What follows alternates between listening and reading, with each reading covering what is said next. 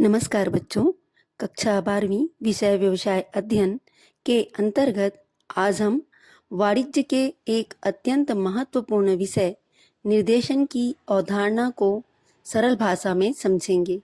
बच्चों, किसी भी संगठन, संस्था, विद्यालय, कार्यालय या उद्योग में केवल काम का विभाजन कर देना ही पर्याप्त नहीं होता। यह भी बहुत आवश्यक होता है कि वहाँ कार्य करने वाले प्रत्येक व्यक्ति को यह स्पष्ट रूप से पता हो कि उसे क्या कार्य करना है, किसके निर्देशों का पालन करना है और उसके अधीन कौन कौन कार्य कर रहे हैं। यही व्यवस्था हमें निर्देशन की आवश्यकता को समझाती है। चलिए जानते हैं निर्देशन क्या है। जब किसी संस्था या उपक्रम में कार्यों का विभाजन कर दिया जाता है और कर्मचारियों के बीच औपचारिक संबंध निश्चित कर दिए जाते हैं, तब प्रत्येक कर्मचारी को यह बात ज्ञात हो जाता है कि वह किसके अधीन कार्य कर रहा है।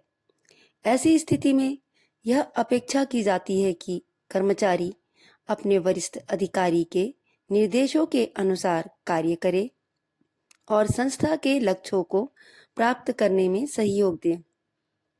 यहीं से निर्देशन की प्रक्रिया प्रारंभ होती है। सरल शब्दों में कहें तो निर्देशन का अर्थ है कर्मचारियों को उनके कार्य को सही ढंग से करने के लिए मार्गदर्शन देना, दिशा देना, प्रेरित करना और उन पर उचित पर्यवेक्षण रखना।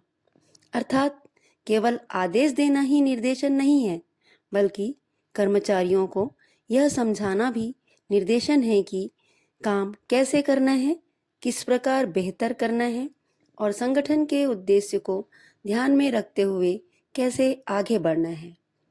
निर्देशन का व्यापक अर्थ में निर्देशन का तात्पर्य उन सभी प्रयासों से है जिनके द्वारा कर्मचारियों को सौंपे गए कार्य और उत्तरदायित्व को पूरा करने के लिए मार्गदर्शन, अभिप्रेरणा, नेतृत्व और संचार प्रदान किया जाता है।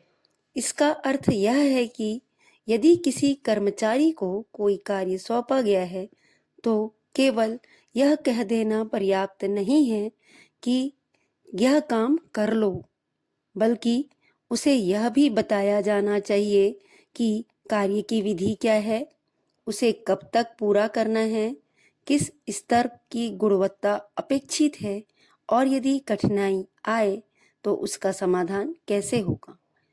इसी समुचित मार्गदर्शन को निर्देशन कहा जाता है। थैंक यू बच्चों।